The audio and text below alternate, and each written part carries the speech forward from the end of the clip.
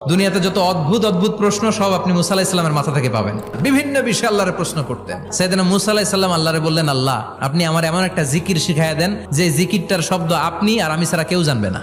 দিনে রাতে সব সময় এই জিকির আমি করব, আপনারে ডাকবো, কিন্তু শর্ত হলো এই জিকিরটা জানবে শুধু আপনি আর জানবো শুধু আমি। আল্লাহ বললেন, মুসা পড়ো লা ইলাহা ইল্লাল্লাহ।